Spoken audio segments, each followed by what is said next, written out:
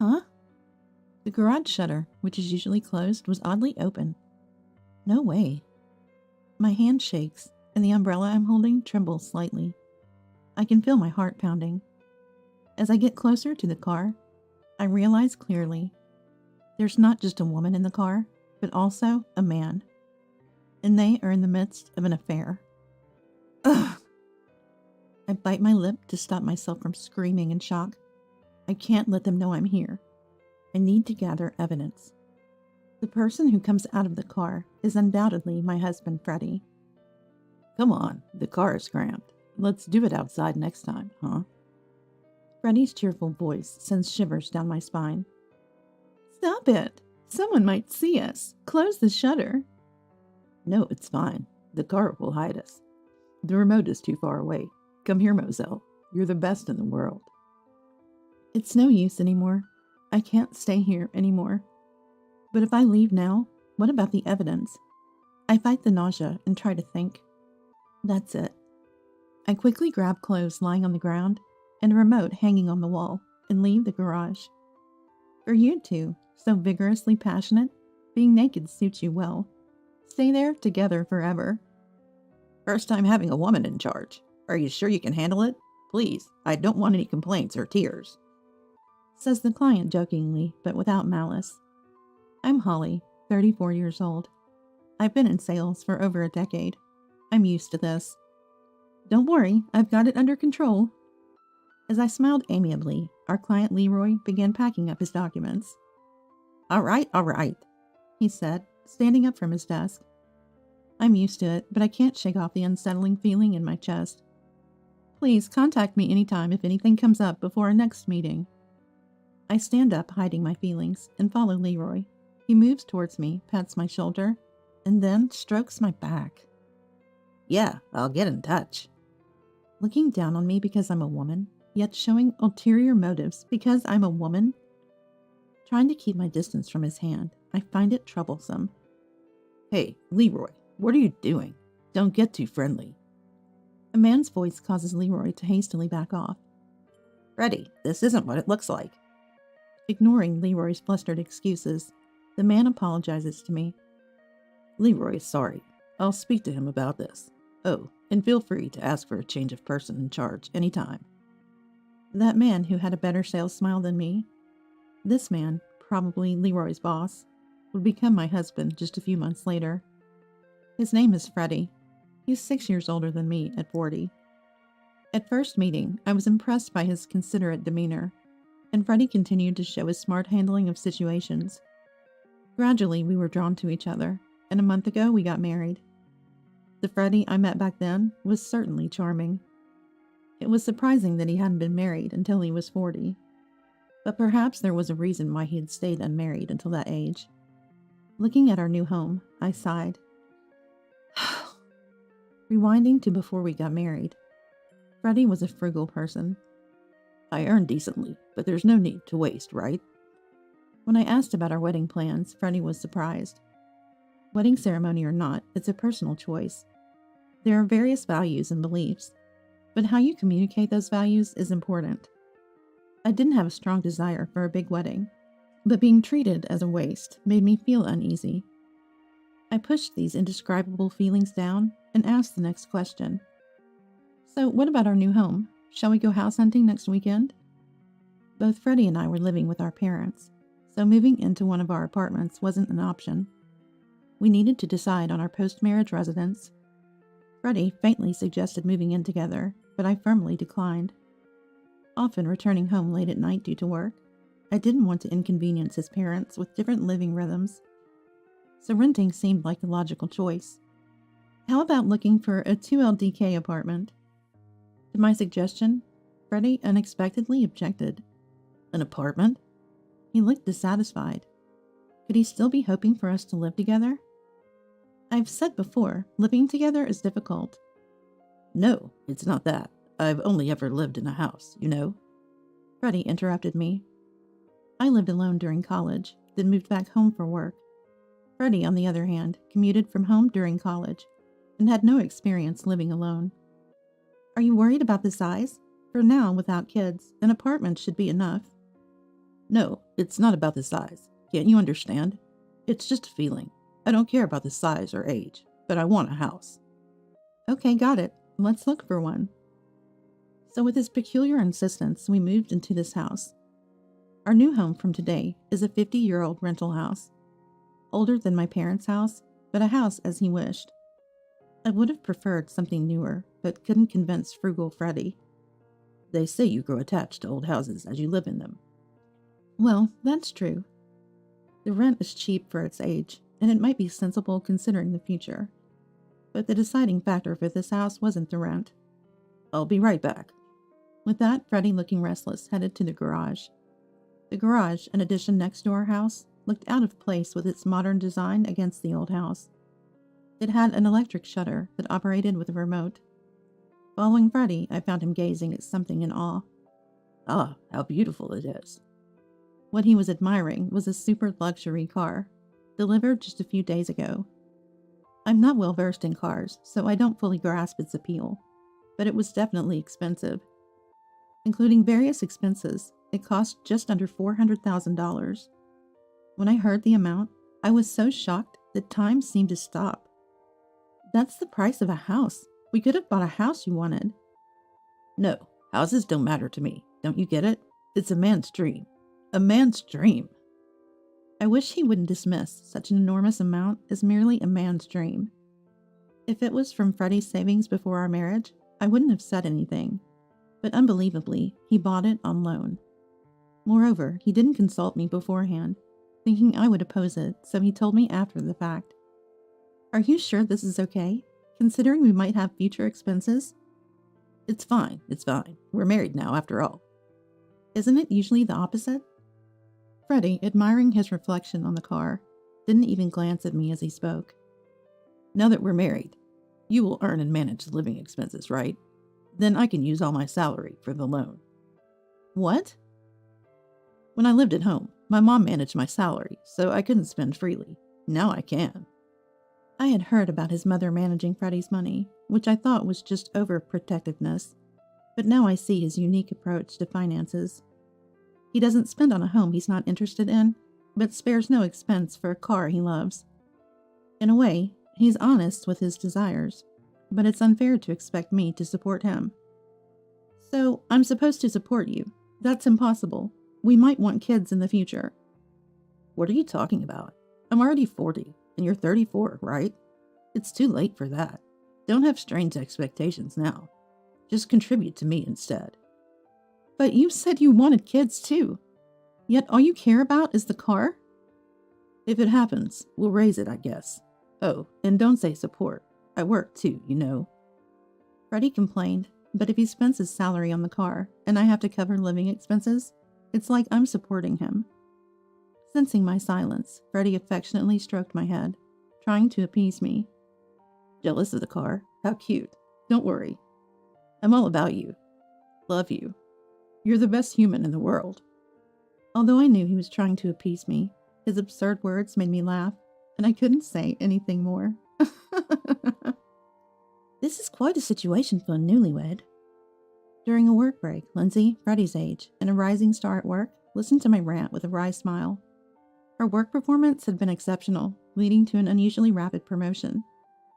Being so empathetic and trusted by everyone, Lindsay was always there for advice. I knew he was particular, but I never imagined he'd be so self-centered. My ex-husband was the same. He always put himself first, never listening to anyone else. Exactly. Our moving boxes are still unpacked, and he keeps sneaking off to the garage. Well, I ended up divorcing because he never changed. But Holly, you're still newlyweds, right? Maybe you'll change. Lindsay pulled out a small bag of chocolates and placed it in front of me. Eat something sweet, refresh yourself. You don't have to accept your husband blindly, but maybe try meeting him halfway. Of course, joining the divorcee club is always an option. As I ate the chocolate, Lindsay and I exchanged smiles. True, I had little interest in cars and hadn't made much effort to understand them. Maybe my attitude showed whenever Freddie talked about cars. Since I'm finishing work early today, maybe I'll cook his favorite Chinese dish and wait for him. After shopping at the supermarket, I hurried home. All right, where should I start? I packed the fridge with groceries and flipped through a recipe book. Lately, I'd been too busy to cook anything elaborate. As I pondered what to make, I faintly heard a woman's voice. Listening outside the open window, the voice was intermittent, but definitely there. Houses in this area are spaced apart. It couldn't be a neighbor. Feeling uneasy about the intermittent voices, I grabbed an umbrella and my mobile phone from the entrance for protection and quietly headed towards the source of the noise. The voices seemed to be coming from the direction of the garage. Huh? The shutter, which is usually closed, was inexplicably open. Freddie doesn't use that luxury car for commuting. He's afraid of scratches and finds it difficult to drive, so the shutter is usually closed. Freddie opens it every day after returning home. He even had a security camera installed in the garage for extra protection. It's strange for such a secure garage to be open. What if it's a female thief? If she's after the car, I have to protect it. It's Freddie's precious car after all. I gripped the umbrella tightly. It seems the female thief is already in the car, struggling to start the engine maybe. The car was shaking enough to be noticeable from a distance. Holding my mobile phone ready to call the police, I crouched and slowly approached the car. I hid close to the window. That's when I realized my huge misunderstanding. No way. My hand trembled, and the umbrella shook. I could feel my heart pounding. As I got closer, I understood clearly. There wasn't just a woman in the car, but also a man. And they were in the middle of an affair. Who could it be? The answer was obvious. No one would use someone else's car in their garage for such acts. Freddie was having an affair. Ugh.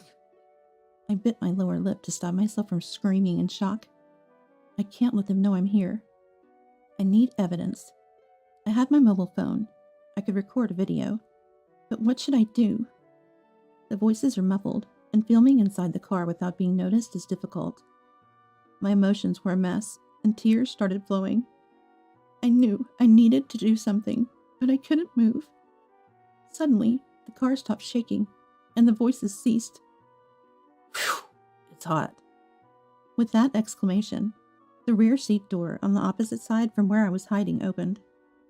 And unsurprisingly, it was Freddie who emerged.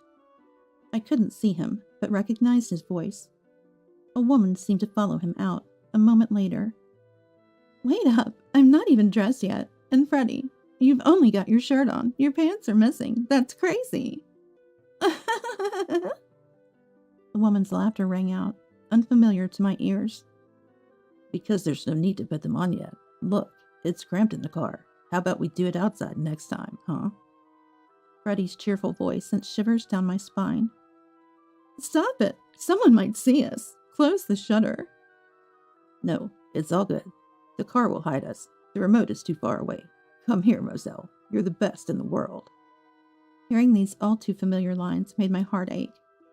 He'd said them to anyone, and I had foolishly believed them. After a while, the woman, Moselle, didn't seem to mind, and they started making disturbing noises again. Didn't they feel any shame, knowing someone might see them outside? All this effort to get dressed. It's fine, it's fine. Clothes, either tossed or taken off, floated in the air and landed right in front of me, hidden in the car's shadow. It's no use anymore. I couldn't stand this anymore. But if I left now, what about the evidence? Feeling half panicked, something caught my eye in the upper corner of the garage. That's right, that would work. I could get the evidence without being here. Deciding my course of action calmed me, and my mind cleared. Engrossed in their act, they wouldn't notice me. I easily made it to the garage exit. That's it. I'll take this. I swiftly grabbed the clothes on the ground and a remote hanging on the wall, and left the garage. Then, things moved quickly. I stuffed only important items into the trunk. I wasn't coming back to this house. Minutes later, I was at my office. I needed to save the evidence. While my mobile phone could do it, a computer felt more secure. There was a computer at home, but staying there risked running into Freddie. At the office, I had my personal computer. Just grab that and maybe head to a cafe. Rushing, I grabbed my computer from my desk and heading for the door, only to be stopped by someone grabbing my shoulder. Holly, are you okay? Oh. Turning around, I saw Lindsay standing there, a puzzled frown on her face. I meant to say good evening, but the words wouldn't come. You're pale. Are you okay? What happened? Lindsay watched me silently. Tears welled up again as I met her gaze. Feeling weak, I blurted out, Lindsay, Freddie, he's cheating on me. I clung to Lindsay like a child. Cheating? What? Lindsay's eyes widened in shock, her jaw set in anger. She quickly covered my head with her jacket. Lindsay, this... There are still people around. Hide under this. Yes. Feeling like a suspect on the news, we hurried out of the office. But now, let's go to my place. But I feel bad for intruding on Lindsay's home, especially after a long day at work. I hesitated, but that feeling quickly vanished. After witnessing what I had, Lindsay was a source of immense strength. Thank you. Lindsay's apartment, a few minutes' walk from the office, reflected her capable nature, calm, elegant, and tidy. So, what do you need the computer for? Is the cheating confirmed, not just a suspicion? Lindsay asked, offering steaming coffee.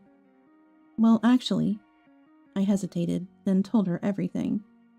Unbelievable. That's outrageous. After hearing it all, Lindsay was shaking with anger. What now? What's your plan? I can't be with him. Not just as a wife, but as a person. I'm thinking of starting divorce proceedings. That's pretty malicious behavior. You should get as much compensation as possible. Got enough evidence? I can refer a lawyer. Thank you. That's why I brought this. I placed my personal laptop from work on the table. A few minutes of working on it, I turned the screen towards Lindsay. This? Your husband and his affair? Yes, it's a recording. I never thought the surveillance camera for the luxury car would be useful like this. It could be remotely operated, and the data was stored in the cloud, meaning everything from that moment was recorded. From them getting into the car to their monkey-like antics, you've got it all. This is enough evidence for cheating. I'm relieved. Can you view it in real time? What are those monkeys doing now? Probably gone by now, right? Well, I pulled out the remote from my bag and showed it to her. This is for the electric shutter. I closed it when I left. In a rush of blood to my head, after getting ready to leave, I closed the shutter and threw out the clothes I had picked up. It was a rash action. But right now, those two were trapped in the garage in a sorry state.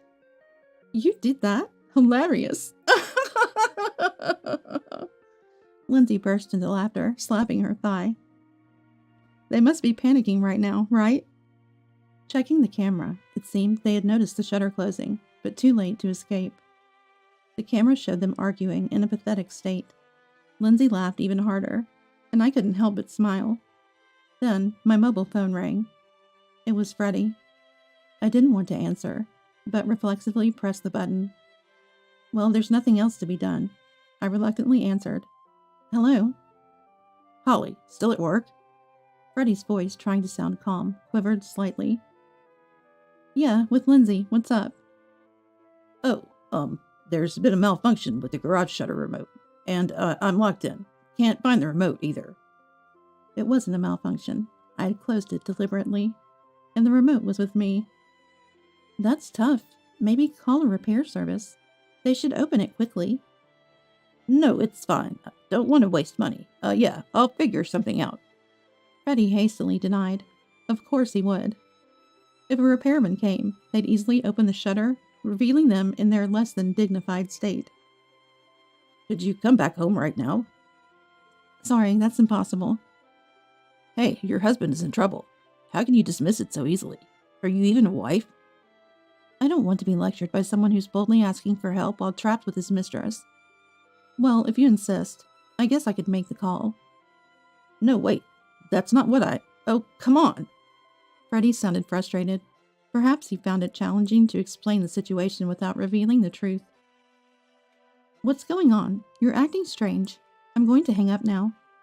Wait, Holly, I pretended not to hear and hung up. But he called again immediately. Lindsay smiled as I pondered what to do. Freddie must be trying to get Holly to open the door, she said. Probably right. If they called a professional, their embarrassing state would be exposed. But if I arranged for someone and was present, they could hide in the car. He must be trying to deceive me about the mistress, too. The calls are persistent. How about this? Holly, why don't you go on an overseas business trip? What? Lindsay started explaining smoothly. It seemed sudden, but she had been considering assigning me this task for a while. The business trip itself is planned to last about a week, but it could be extended depending on the circumstances. It would have been tough to ask a newlywed like me to go, but she intended to go herself. It's perfect for a divorce. Tell Freddie you're going on a business trip. But with my current feelings, now is the time. It's better to immerse yourself in work. Plus, Freddie won't stop calling until you show up. You don't want to see him now, do you? Indeed, I dreaded the thought of being in the same space as Freddie, and I was getting tired of the constant ringing. Are you sure? It feels like I'm involving personal matters and work. Don't worry, I'm the one taking advantage of your personal situation. Despite my hesitation, Lindsay persuaded me, and I decided to go on the business trip. I messaged Freddie on WhatsApp. I have an urgent business trip, so I won't be back for a week. I'll be overseas and won't be in touch. Then I headed overseas. Though I was a bit anxious, the trip went smoothly thanks to Lindsay's explanations and documents. I was also familiar with the project. I enjoyed my time at the destination, and the week flew by. I kept in regular contact with Lindsay, exchanging various information. I had once dreamed of working and living overseas before marriage. Though it was temporary, it felt like a dream come true. I resolved to return after sorting everything out with Freddie. That's what I decided. Upon returning to America, I immediately took action. I had no intention of returning to that house. After the trip, I moved directly into a property Lindsay and I had eyed before I left. Throughout this time, I ignored all of Freddie's attempts to contact me. I decided it was best to wait until I was ready. About a week after moving into my new apartment, I received a call from an unknown number. Perhaps it was a work contact I'd forgotten to save. Without much thought, I answered. Hello, this is Holly speaking. Holly, finally you answered. The voice on the other end, filled with relief, belonged to Freddie, who was still technically my husband. Freddie, why? Holly, why haven't you answered? You've been unreachable for so long. Are you cheating? Is your business trip a lie? What? What is he talking about? His accusation was absurd. That was his doing, not mine. I wanted to retort, but managed to restrain myself. Just come home once. I have something important to discuss. Freddie ended the call abruptly. The moment of confrontation had arrived. I took a deep breath and visited that detestable house for the first time in weeks. You're finally back. As I stood at the entrance, the door swung open, revealing Freddie standing there arrogantly with his arms crossed. I'm not back. I came to talk. You said you had something important, and I have things to say too. Well, come in then. Freddie gestured with his chin and headed inside. I followed him into the living room, and immediately, my eyes locked onto a familiar figure. Ah, there was no mistaking it. Moselle from that incident was sitting on the sofa. Moselle waved at me, fluttering her hand. Freddie looked away from me and replied to her. She's a colleague from work. She's been helping out while you were gone. A mere colleague coming to our house? Shut up. You don't have any right to judge me. Freddie sighed heavily and slammed a paper onto the table. I stared at it intently. You know what this is, right? Divorce papers. I don't need a selfish wife who doesn't care about her family. Freddie looked triumphant. I smiled and reached into my bag. Coincidentally, I was thinking the same thing. What? Imitating Freddie, I slammed my own divorce papers onto the table, already filled out. Why would you? Because I want a divorce, just like you. That's true, but... Freddie seemed shocked, perhaps expecting me to be tearful and pleading. Shall we proceed? About the compensation. Freddie looked up, startled. Yes, that's important. We need to talk it over properly. I wasn't sure about the amount, so I consulted a lawyer. They suggested something like $20,000.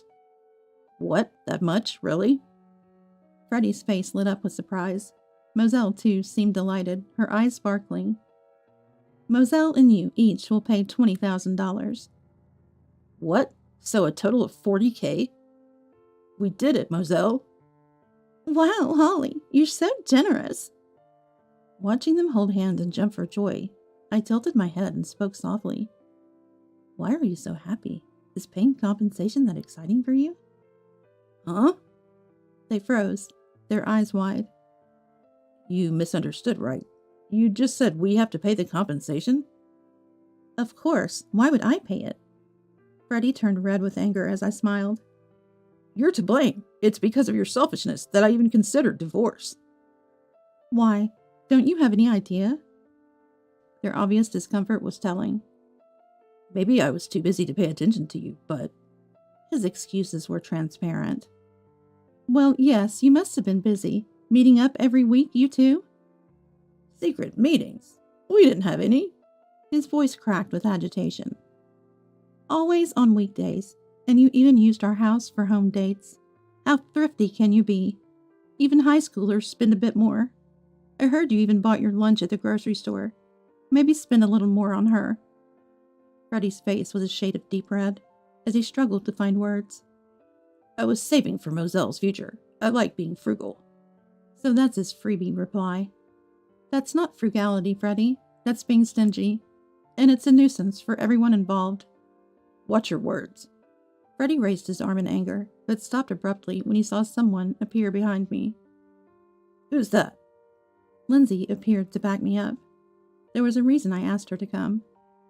Meet Lindsay, who I've been working with. You know her, don't you, Moselle? Moselle? Ah.